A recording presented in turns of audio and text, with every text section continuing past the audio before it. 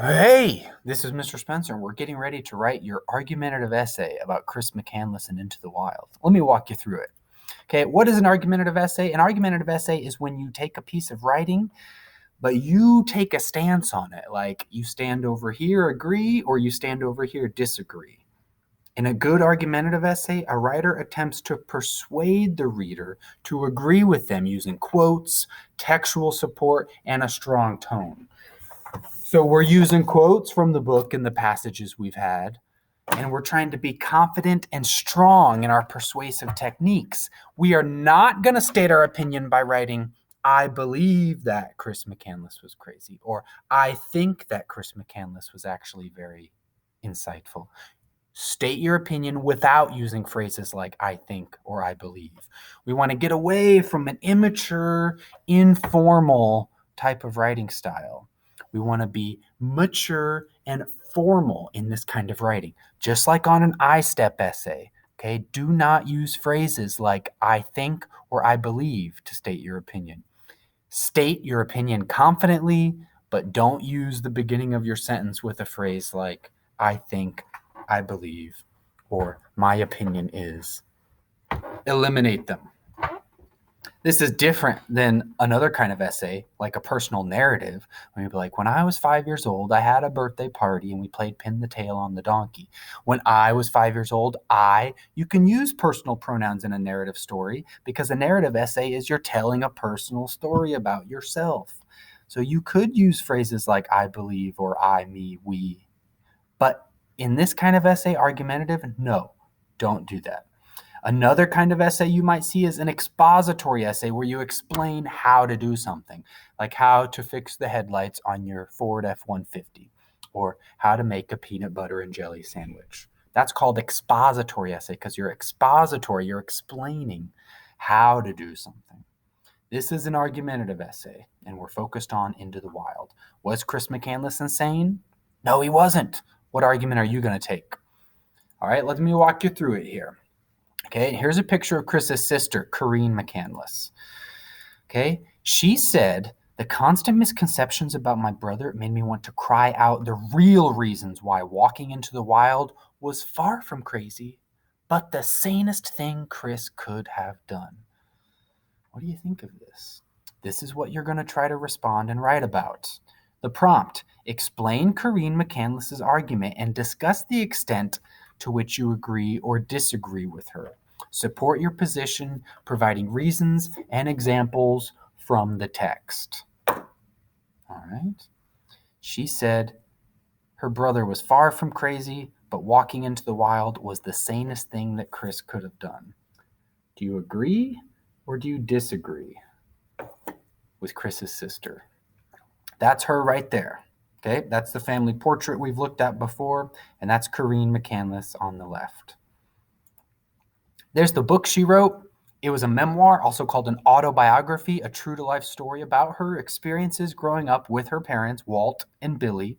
And she describes in that book the lessons she learned from Chris and the emotional, physical, and sexual abuse that they both suffered. All right, so the quote I used in the prompt was taken from her book. Okay, so that's from her book. It's called The Wild Truth. So let me show you how you would do this. Okay, what are the verbs in the prompt? Look, explain Carine McCandless's argument and discuss the extent to which you agree or disagree with her. Support your position, providing reasons and examples from the text. So when you look at this, I want to show you the verbs. I fixed it there. So the most common mental verbs, these are like verbs you do with mental processes, are shown here. Okay. Verbs that show how you have knowledge, verbs that show your understanding, action verbs that show how you apply something, analyze, evaluate, or create something mentally through your mind. This is like academic mental behaviors. Okay. Most verbs that you might think of obviously are verbs like running, jumping, verbs like sleeping, or thinking. These are thinking verbs. Do you see the 4 verbs in this prompt? Do you see them here? The first word is a verb. Do this. Explain. Okay, so as you type and write, you're going to explain. That's one verb. Do you see the second verb? It's over here. Discuss it in your essay. Do you see the other verb? Support, okay? The next sentence starts with support. And then there's another verb over here, providing. You're doing this, you're providing. All right?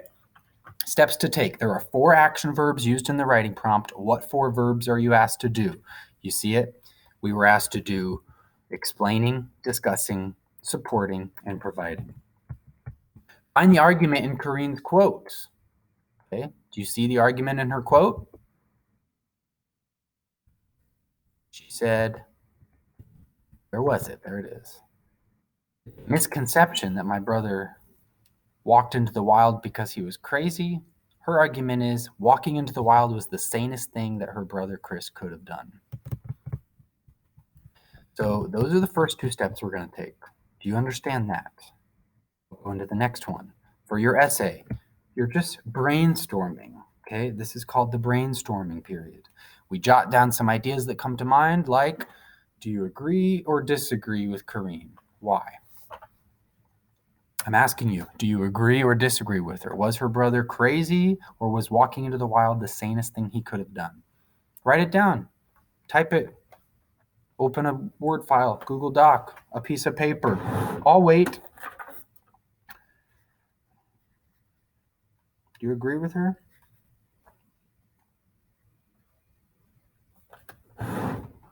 Just brainstorming. Then you draft your thesis statement, making an arguable claim. Be sure to use Carine McCandless's name in the thesis too.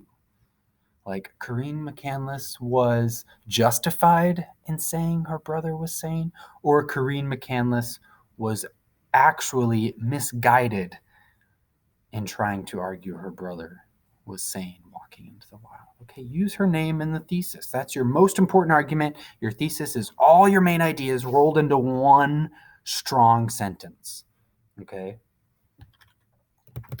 Next, then, on your essay, you'll figure out the main ideas of your body paragraphs and what the topic sentences might be.